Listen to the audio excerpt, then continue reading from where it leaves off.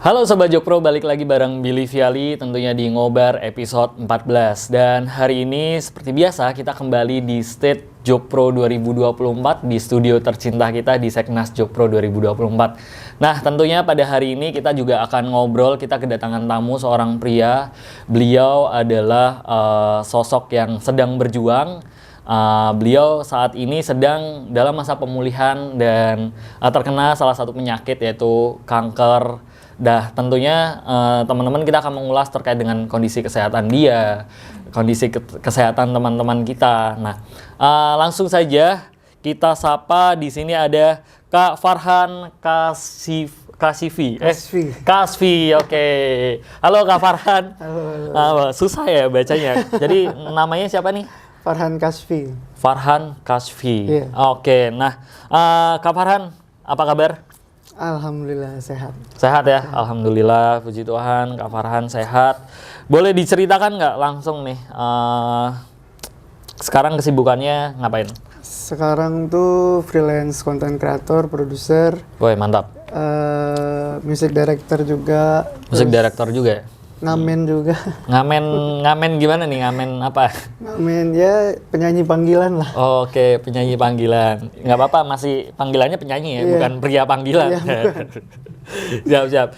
Kak, kalau menurut background yang saya dapatkan, informasi yang saya dapatkan, kakak ini penyintas kanker. Iya, betul. Oke, nah boleh diceritakan sedikit awalnya gimana kakak bisa kena kanker? Terus kankernya kanker apa? Awal itu, jadi tuh saya kena kanker 2 kali. Kena kanker 2 kali? Iya. Oke. Tahun 2018. Sorry. Asuransi paling. Ini bukan sponsor. Ya. Tahun 2018 awalnya. Jadi waktu itu lagi tugas megang sebuah program gitu di TV, terus udahannya saya kok ngerasa nggak enak gitu di sekitaran telinga, leher, dan kepala gitu. Bagian atas lah ya. Oke. Telinga, kepala, dan leher. Nah udah tuh yang paling gak enak pertama kepala karena migrain nggak hilang-hilang gitu. Pakai obat sakit kepala apapun nggak hilang-hilang. Akhirnya periksalah ke dokter, disuruh melakukan beberapa prosedur tes seperti CT scan, terus sampai akhirnya biopsi. Ya. Sampai akhirnya biopsi baru tervonis lah kanker nasofaring. Kanker? Nasofaring. Oke, bisa dijelaskan. Kanker nasofaring itu kanker yang tumbuh di area sekitar hidung. Menuju ke mulut dan tenggorokan, pokoknya area pernafasan gitu. Wow. Gitu, tapi tidak bikin sesak nafas, enggak. Nggak bikin sesak nafas? Enggak bikin sesak nafas. Oke. Itu reaksi sakitnya ke telinga, berdenging, kenceng, terus ada yang mimisan, alhamdulillah saya enggak. Mimisan, terus area leher bengkak. Bengkak segede bola tenis waktu itu.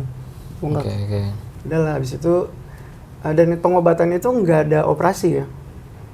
Pengobatannya nggak ada operasi? Nggak ada. Jadi pengobatannya kemo dan radiasi. Udah kemo radiasi sebanyak 33 kali.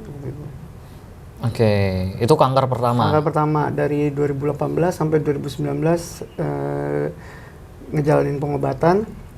Selesai pun itu belum ada pernyataan sembuh, nggak ada. Oke. Cuman Terus? sudah pemulihan, sudah mulai sehat, udah bisa beraktivitas lagi. Ngejalanin rutinitas seperti biasa, kerja terus sebagaimana mestinya. Tahun 2020 akhir saya PET scan karena ada rasa nggak enak di sekitaran tulang nih, bahu sama daerah kaki. PET scan nih scan seluruh tubuh? Seluruh tubuh. Oke. Tahun 2020 akhirnya PET scan, dilihatlah sekitar tulang kaki sama bahu tadi itu ada apa, dan ternyata kankernya kambuh. Kanker yang tadi? Ternyata beda lagi. Kekambuhan di tempat yang berbeda, dan itu kenanya limfoma di area tulang. Limfoma itu gimana? Kanker juga, kayak getah bening namanya. Kanker getah bening di area sekitar tulang gitu. Jadi 2 kali kena kankernya. 2 kali kena kanker. Dan sekarang Kak Farhan sedang pemulihan kanker yang mana? Dua-duanya atau bahkan yang kanker pertama udah clear, gue menganggap clear. Bahkan dokter aja kalau nggak salah belum menyatakan benar-benar pulih ya? Belum. Jadi pas begitu PET scan seluruh badan kan dicek nih area kanker yang pertama, ternyata di area yang kanker yang pertama udah nggak ada, di area nasofaring itu udah nggak ada. Kalau dilihat gambar itu biru aja gitu, berarti bersih gitu. Oke, sorry, kalau di kanker yang pertama itu udah dinyatakan sama dokter, diagnosanya udah stadium berapa ya? 3. Wow. Waktu itu stadium 3, makanya bisa sampai bengkak banget, segede bola tenis itu udah. Terus pendengaran udah terganggu, mata rabun gitu. Oh, berarti kalau pada saat itu ketika diajak ngobrol mungkin harus deket-deket dong? Maksudnya harus... Enggak, bukan budak. Jadi Nah, terus? Ya sakitnya aja, itu. berdenging aja. Jadi Oke, orang ngomong iya, denger. Gue sih dengar ada orang ngomong itu lagu segala macam, acara TV bisa gitu dengar. Cuman ya gitu terganggu sama denging aja gitu, nyampur jadinya. Gitu. Udah stadium 3 waktu itu. Terus pas di PET scan di 2020 akhir tuh area nasofaringnya udah bersih, tapi ternyata timbulnya tempat yang berbeda, dan itu ternyata kelenjar getah bening kankernya, limfoma di area tulang gitu. Oke.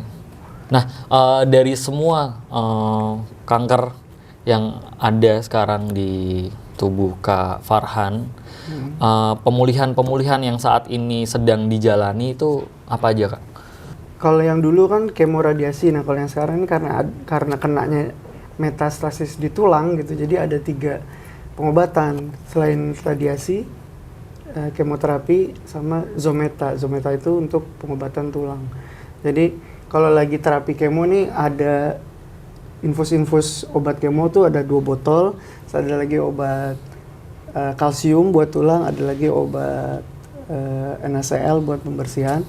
4 tuh, 4. Udah 4 ya? Habis itu baru obat Zometanya, jadi ada sekitar 5-6 botol infus lah. Masuk. Oh my god, itu sakit banget ya kayaknya. Itu, iya lumayan sih. Itu yang dari dokter. Terus terapi apa lagi di luar itu? Terapi tulang, biar bisa jalan. Dulu karena begitu sudah kena vonis limfoma, selagi persiapan menuju terapinya itu kan nggak ada pengobatan apa-apa tuh. Tiba-tiba jatuh, nggak bisa jalan. Sempat pakai kursi roda kemana-mana. Karena udah kakinya udah nggak kuat nyangga, udah nggak bisa berdiri, nggak bisa duduk. Tiduran pun sakit sebenarnya, cuman duduk lebih sakit. Jadi ya udahlah gitu. Pakai kursi roda kemana-mana. Kemarin pasrah lah ya. Ya udahlah gitu, nikmatin aja. Sakit nih minta ampun. Sakit banget kayak mau patah gitu lah. Rasanya kalau berdiri tuh tulangnya kayak dipaksa gerak untuk mau dipatahin gitu. Oke, nah di kanker yang kedua ini diagnosa dari dokter sudah stadium berapa? 4, lanjutan. Karena kekambuhan disebutnya lanjutan dan itu tertulisnya 4. Oke, ya. Gitu, itu 4. Itu mencoba membayangkan. Gua ngeliatnya seperti 4 nih. Kalau orang bilang mah udah tinggal nunggu waktu gitu. Cuman nggak tahu, udah jalanin aja. Umur mah Allah yang ngatur, urusan Tuhan udah coba aja lah. Nih kita lugu aja ya, biar so akrab. Jadi lu yang aktivitasnya padat banget, terus akhirnya di 2018 lu kena cancer, and then lu punya cancer lanjutan. Perasaan lu gimana, Bro? Gua sama sekali nggak ngedrop, sama sekali. That's good, oke. Karena nggak semua orang loh ya, ketika lu baca dapet nih dari dokter, anjir gue cancer. Iya, dan gue masih bisa bercanda saat itu. Sekarang juga bisa kan? Alhamdulillah, bercanda terus hidup gue ya. Itu yang bikin enjoy.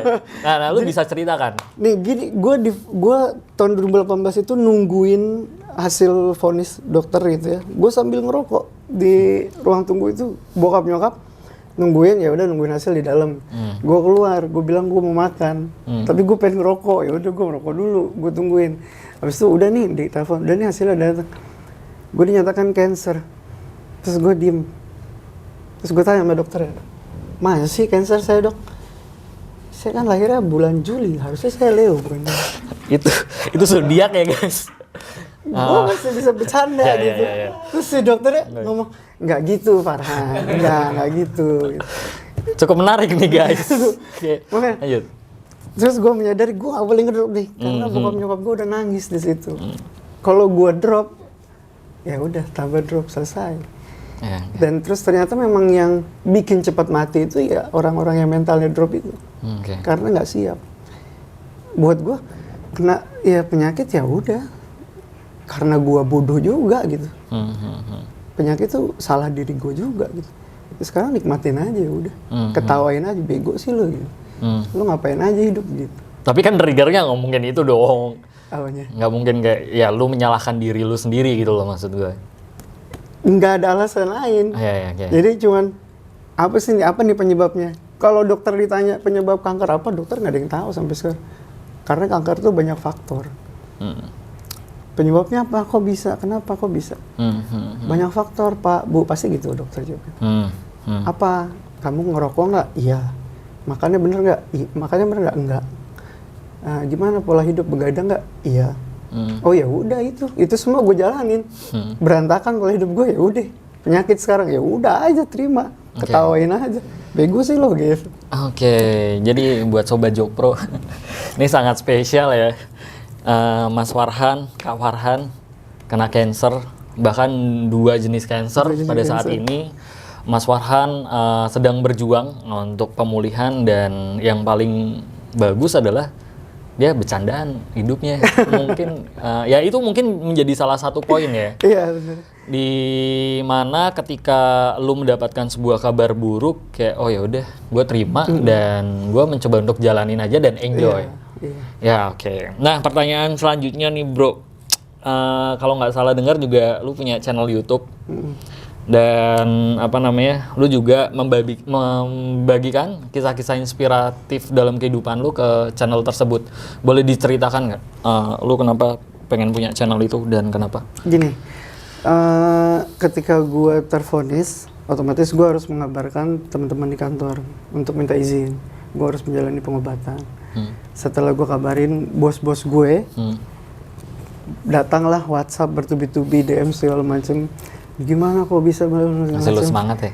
Ngasih semangat dan sekaligus pengen tahu ceritanya. Karena gue capek balasin satu-satu, gue bikin YouTube aja, gue cerita di YouTube. Kalau mau tahu ceritanya nonton aja, gue udah bikin di YouTube ini. Gitu, karena intinya mah karena malas cerita, malas ngetik gitu bro. Balasin, pegel banget. Balasin satu-satu. Terus udah akhirnya gue bikin, ternyata responnya nggak cuma teman-teman gue doang yang nonton. Ada orang yang nonton dan tertarik pengen tahu, ternyata mereka mengalami hal yang sama, menjalani terapi yang sama. Jadi sering sharing, nge-DM, gue balas, sering nanya, terus minta diupdate setelah ini ngapain, abis itu harus gimana, abis ini ngapain, pertanyaan ke dokter terus kayak gimana gitu. Ya udah akhirnya gue jadi lanjut gitu, gue bikinin lagi, gue ceritain lagi, abis ini gue ngapain, abis ini gue ngapain gitu. Jadi sebenarnya karena males balesin chat gitu aja. Jadi ketika banyak yang nanya, lu langsung aja lempar linknya. Nonton aja di sini nih, hitung-hitung nambahin viewers kan? Viewers sama follower, ya benar sama. Gitu. Nonton udah berapa orang yang subscribe? Nggak tahu ya. Nggak tahu ya. Nggak tahu. Nanti ini dimasukin ke channel YouTube lu kan? Ya kalau boleh ya udah sekali. Iya. Oke bro. Nah. Jadi udah berapa tahun lu berjibaku dengan dari 2018, 19, 20, 21, hampir 3 tahun. 3 tahun ya. 3 tahun lu at least pasti ya lu wirawiri ke rumah sakit. Benar kan? Benar. Gue mau nanya dong dari perspektif lu sebagai pasien, terus lu sebagai penyintas cancer juga. Bagaimana pelayanan teman-teman di rumah sakit? Kalau pelayanan rumah sakit tuh udah bagus banget ya. Dengan sistemnya sudah tertata rapih gitu. Sistemnya tuh rapi banget. Jam segini antriannya dibuka, antrian khusus ini, khusus ini. Jadi nggak ada yang berebutan, nggak ada yang bentrok antriannya. Khusus lansia di sini, khusus anak di sini, khusus pasien-pasien lain di sini gitu. Dan itu sudah rapih. Cuman kendalanya adalah loketnya. Jadi karena kami pasien BPJS ya, jadi tidak merasakan tuh asuransi kayak orang-orang kaya gitu ya. Jadi begitu datang ngantri, dan loketnya, sayangnya loketnya itu cuma dibuka paling banyak 3 atau 4 dengan ribuan pasien yang sudah mengantri. Jadi kalau lu nggak datang subuh, ya wassalam. Bye. Apalagi di pandemi kayak gini, sekarang dibatasin sehari maksimal misalnya ke poli gue nih hematologi penyakit dalam. Maksimal 100 orang pasien. Kalau lu nggak datang dari subuh, ya udah habis, nggak dapet. Besok lagi. Besok lo harus datang dari subuh lagi, kalau nggak dapet lagi. Gitu aja terus. Oke. Lu Gitu. seminggu bisa berapa kali ke rumah sakit? Kalau dulu sesuai jadwal aja, jadwal kemo, jadwal terapi apa gitu. Jadi ya harus ngikutin jadwal. Kalau sekarang karena si kemonya sudah selesai, gue cuma menjalani kontrol rutin, ya sesuai jadwal aja, sebulan sekali atau kalau perlu datang 2 kali sebulan datang. Kalau dulu lu sering banget berarti ya? Hampir setiap hari. Hampir setiap hari? Hampir setiap hari. Oke. Nah, bro, ini ada informasi. Seperti yang kita tahu, cancer tuh merupakan salah satu penyakit yang biayanya tinggi banget. Iya. Berdasarkan data, klaim BPJS Kesehatan untuk penyakit cancer di tahun 2014 mencapai 1,7 T. Untuk 315.580 case atau kasus. Dan tahun 2015 mencapai 2,5 triliun untuk 500.000 case. Nah, angka ini kan menempatkan bahwa kanker ini sebagai penyakit nomor 3 yang menghabiskan biaya tinggi setelah jantung dan gagal ginjal. Pengobatan kanker ini dibiayai oleh BPJS Kesehatan sekarang ya, menurut Peraturan Menteri Kesehatan Permenkes. Nah, standar pengobatan untuk kanker ditanggung oleh BPJS ini seperti kayak kemoterapi dan radioterapi, benar ya? Betul. Lu juga ditanggung berarti. Pendapat lu mengenai hal itu, kanker ditanggung BPJS gimana? Sejujurnya terselamatkan ya. Karena FYI, biaya sekali kemo itu sekitar 2,8 juta. Sekali kemo. Sekali kemo. Kalau gua harus kemo 6 kali, ya lumayan lah, dapat vario 1. Iya benar. Ya. Habis itu radiasi, sekali radiasi 1,8. Gua harus 33 kali radiasi. Dapatlah brio-brio second madam. Iya benar. 2018 tuh. Kondisi good condition lah. Nah, adanya BPJS Kesehatan ini alhamdulillah banget ngebantu. Ngebantu banget. Untuk terapinya tuh terbantu sekali. Sangat ngebantu. Gue cuman datang ngantri, ya udahlah ya. Ya lu effortnya ngantri ya. Ngantri. Kalau mau gratis ya udah ribet dikit gitu. Iya. Habis itu udah pulang tinggal bayar parkir, udah gue keluar duit buat bayar parkir doang. Sama beli makan siang. Mau beli makan siang. Emang ngerokok? Oh sama, enggak dong. Udah gak ngerokok berarti lu? Oke. Enggak. Gue kirain lu masih ngerokok, kan enjoy. Enggak, itu bego namanya. Udah sakit masih ngerokok. Sama ini paling ada beberapa obat-obatan yang tidak ditanggung BPJS, tapi ya itu jarang lah. Jarang dibutuhkan. Karena kan gini, kemo itu kan efeknya gila ke badannya. Lu punya badan sehat nih, tapi gak bakalan sanggup nerima obat kemo. Karena keras banget itu kimia. Jadi, dosisnya ya? Dosisnya sih nggak seberapa. Saat itu cuma 40% dipakainya. Saat gue 2018 itu, 40%. Dan dengan dosis segitu aja udah bikin badan gue turun sampai 22 kilo. Anjir, kurus banget dong lu berarti. Parah. Ini udah normal atau memang lu dulu gemuk? Normal. Dulu sebelum gue kemo, gue disarankan untuk gemukin badan gue sampai 70-an berat gue. Hah? Sampai 70-an berat gue. Oke. Pas selesai kemo sama radiasi, gue cuman sisa 47 atau 48 gitu. Segitu berat gue. Itu sadis. Nah, ada obat-obatan yang tidak ditanggung BPJS yang bisa sedikit meredakan efeknya kemo ini. Dan itu nggak ada di apotek-apotek. Dan ini dokter sih yang cariin. Nah, si obat itu satu butirnya 200.000 harganya. Ini di cover BPJS nggak? Enggak. Nah, yang obat-obatan yang seperti itu yang kadang pasien kanker ngebutuhin gitu. Ya. Nah, yang seperti itu tidak tanggung BPJS. Cuman jarang terjadi, tergantung beda-beda orang, beda imun kan. Kalau gue saat itu udah saking ngedropnya, gue udah nggak bisa masuk makanan pun gue nggak bisa gitu. Harus lu makannya gimana? Lewat infus. Lewat infus. Dan untuk meredakan mual muntahnya efek kemo itu gue dikasih obat itu. Dan itu nggak ditanggung BPJS. Itu gue beli sendiri. Gitu. Tapi kan itu nggak seterusnya gue konsumsi kan. Ketika sudah bisa nggak muntah-muntah banget gitu, gue berhenti. Nggak sanggup juga bro. Itu 200.000 satu butir. Dan itu gue beli. Itu obat racikan dari dokter. Memang ada sih beberapa obat-obat yang kayak ya udah lu nggak ditanggung BPJS terus beli kan. Ada yang kayak gitu. Dan di apotek pun juga ada yang nggak ditanggung BPJS. Ya udahlah, ya udah aja terima gitu. Jadi karena ya lo secara terapi sudah terbantu, yang lain ya udahlah gitu, kalau ada bisa beli sendiri ya beli aja gitu, nggak usah terlalu ngandelin BPJS gitu. Lu dibantu banyak juga masih aja minta yang lain, melunjak amat tuh. Iya benar-benar. Kadang suka banyak yang protes ya. Gue pakai BPJS bla bla bla. Ternyata lu nggak pernah iuran Nah, gitu. itu dia. Itu dia. Memang ya begitulah. Iya.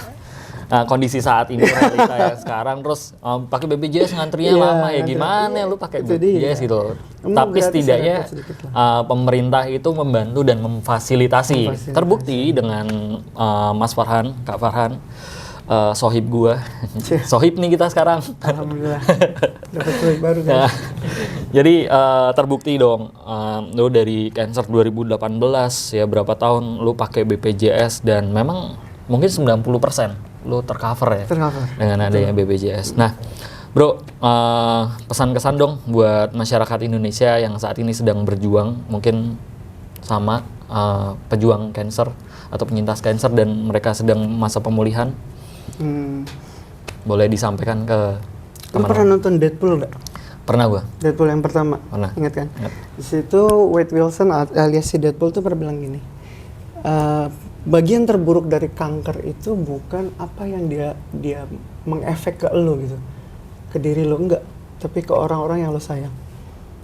Oke. Gitu. Anggap. Jadi si kanker ini, lo sakit kanker, ya lo sakit, ya udah. Tapi lo lihat sekeliling lo lebih sakit lagi. Jadi kalau punya sehat dijaga gitu. Sehat itu pilihan, tapi kalau penyakit tuh nggak bisa dipilih. Oke. Ya udah, lu penyakit nggak bisa lu seumur hidup maunya flu aja.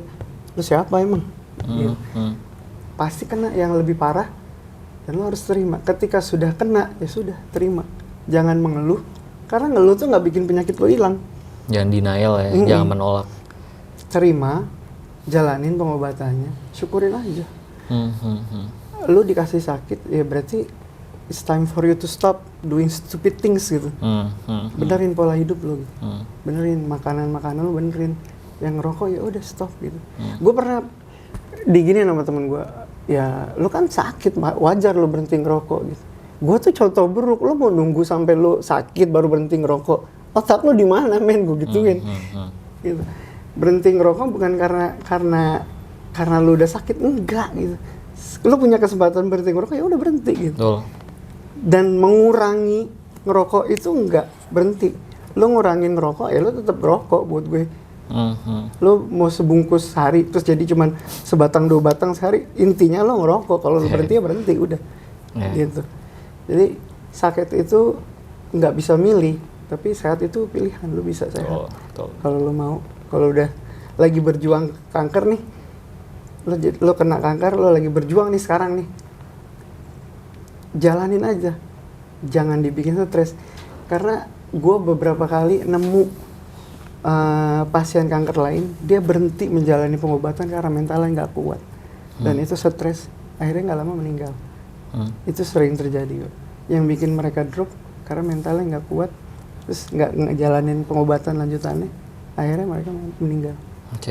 Itu jadi ya sudah, ketika sudah tervonis, coba terima. Coba jalanin apapun pengobatannya yang disarankan dokter, jalanin.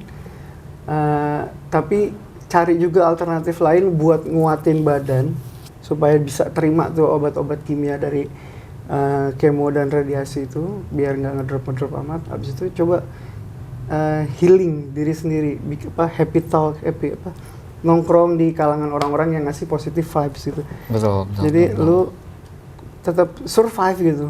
Kan intinya lu tuh sekarang lagi jadi cancer survivor. Lu belum survive, lu masih survivor. Yes. Gitu. Udah, berjuang lah. Sama-sama kita berjuang. Gue pun belum selesai.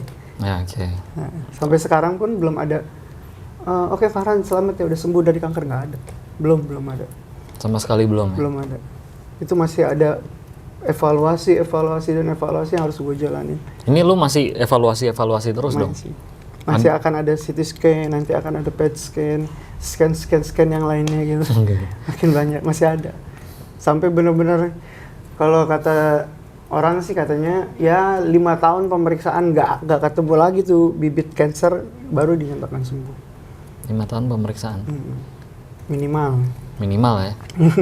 Sampai 2024 nih. Iya benar. Benar nggak, Bro? Iya benar. Ya, oke. Ya, seperti Jokpro 2024, guys. Nah, Bro, ada nggak sih harapan lu?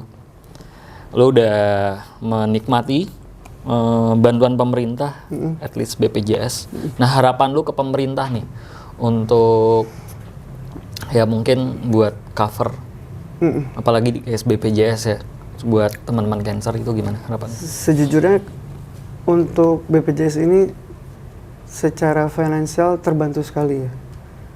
Gua untuk bantuan yang berupa itunya, harapan gua udah pertahankan aja lah, bantu kami ini, udah seperti itu. Cuman yang agak sulit adalah prosedurnya, gitu, karena BPJS itu prosedurnya panjang. Misal gua kena vonisnya di daerah Bekasi nih, di Bekasi itu nggak ada rumah sakit yang bisa nanganin orang kanker. Jadi gue harus dirujuk ke rumah sakit yang bisa nanganin pasien-pasien kanker. Itu pun pakai vaskes dulu kalau nggak salah. Step by stepnya BPJS itu panjang. Gue juga pakai BPJS. Nah, dari puskesmas ini, vaskes ke sini, ntar ke rumah sakit rayon ini, abis itu baru dirujuk ke rumah sakit ini. Kalau rumah sakitnya yang lu mau itu bisa terima, bagus. Kalau enggak, lu dioper ke rumah sakit lain. Nah, itu lagi kena prosedur lagi gitu. Maksudnya antrian-antrian proses yang panjang ini ya, harapan kita sih mudah-mudahan sih bisa lebih efektif lagi ya, karena yang parahnya gini, prosedur ini merepotkan ketika si penyintas ini, si pasien ini sedang dalam keadaan yang drop. Jadi ngantri BPJS itu nggak boleh kalau pasiennya nggak ada. Ya. Kalau gua saat ini masih bisa jalan, masih bisa ngantri, it's okay. Tapi saat gua lagi drop, gua cuma bisa di kasur doang. Gua harus kesana banget nih. Terus siapa yang ngantri, Bu? Nah, itu nggak bisa, harus pasien. Ya. Gitu. Kecuali kalau nggak salah ngambil obat doang ya? Ambil nomor doang buat ngantri. Itu agak-agak sadis ya. Jadi gue sering banget melihat pasien yang udah terkapar di kasur doang harus ngantri buat ngambil nomor antrian untuk dia jalanin terapi. Itu udah di kasur, udah pakai infus, udah tiduran gini doang nih di kursi roda. Itu terlalu sadis sih buat gue. Itu mengerikan loh, yang kalau kankernya udah stadium akhir gitu. Jangan gua dong contohnya. Palanya udah bengkak, terus matanya udah itu disuruh ngantri, tega loh. Dan itu nggak bisa diwakilin, nggak boleh diwakilin. Itu agak sadis buat gue. Ya, itu harapan yang besar banget itu ya Allah tolong deh gitu. Boleh deh diwakilin gitu, kakaknya kayak emaknya kayak siapa kayak keluarganya gitu. Nggak perlu datang gitu. Ini petugasnya sampai pasiennya mana, nanya gitu. Boleh nggak pasiennya di rumah aja gitu? Kesian tahu ngantri gitu. Ya, oke. Pasiennya harus datang loh, kasihan banget itu. Masih belum sempurna ya mungkin programnya. Secara prosedural itulah. Oke, tetapi ya tetap terbebani gitu. Betul. Kalau secara ditanggung biaya, alhamdulillah banget ini sudah tertolong. Oke, siap. Itu tadi harapan-harapan dari Bung Farhan. Nah, Bro, pertanyaan terakhir nih. Gimana pendapat lu terkait dengan Pak Jokowi 3 periode? Ya berarti kan lu juga dibantu pada saat mungkin pemerintahan Pak Jokowi ya, betul. 2018. Terus gimana pendapat lu terkait dengan ide gagasan Jokpro 2024, yaitu Pak Jokowi 3 periode dan berpasangan dengan Pak Prabowo? Sebenarnya sejujurnya gue nggak terlalu paham nih begini-gini nih. Nah, oke. Ini bukan pertanyaan menjebak ya? Enggak. Jadi buat gue termasuk orang yang nggak ngerti siapapun yang mimpin gitu, agak nggak peduli sebenarnya. Oke, sih. Bagi gue yang penting orang ini amanah, orang ini bertanggung jawab, tidak menyengsarakan rakyat dan bisa memberikan perdamaian satu sama lain gitu. Dia mau berapa periode terserah, asal rakyat nggak sengsara, asal bisa ngasih perdamaian. Lo capek nggak misalnya lo nemu keluarga nih, keluarga lo dukung si ini, keluarga yang ini dukung si ini, ribut gitu di grup, di ketemu tuh diem-dieman, kan nggak lucu ya. Gua nggak mau ada itu gitu. Dan itu sempat terjadi di tahun 2000 sebelum-sebelumnya lah ya. Capek banget gitu, terus nongkrong gitu, temen gue dukungin temen, terus gue cuma bisa diem gitu. Apaan sih gitu, masa kayak gitu ribut. Gue sih berharapnya siapapun pemimpinnya amanah lah, bisa menciptakan perdamaian. Ini mereka bersatu nih sekarang nih kan, yang tadinya saingan ya semoga bisa memberikan perdamaian yang tadinya nggak ada tuh, sampai ribut-ribut tuh. Aman damai sejahtera. Aman damai sejahtera. Untuk persatuan Indonesia. Nah, betul. Terus bisa pro rakyat lah gitu. Apapun.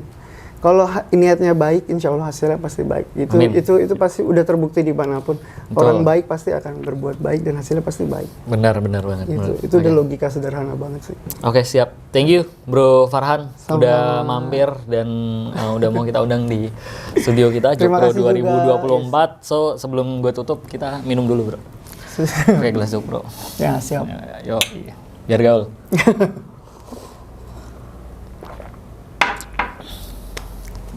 Nah, di sini tuh biasanya bintang tamu gue ajak yel-yel, Bro. Ah, gimana? Ada yel-yelnya. 1, 2, 3. Jokpro, Persatuan Indonesia. Jokpro, Persatuan Indonesia. Jokpro, Persatuan Indonesia. Jokowi, yes. Polarisasi, no. Oke, hari ini itu perbincangan saya bersama Bro Farhan siapa? Kasfi. Sangat menarik dan sangat menginspirasi teman-teman atau sobat Jokpro dimanapun kalian berada. Amin. Tetap pantengin channel YouTube kita di Jokpro 2024. Jangan lupa like, subscribe, dan sampai jumpa di ngobar selanjutnya. Sampai jumpa guys. Thank you, brother. Siap.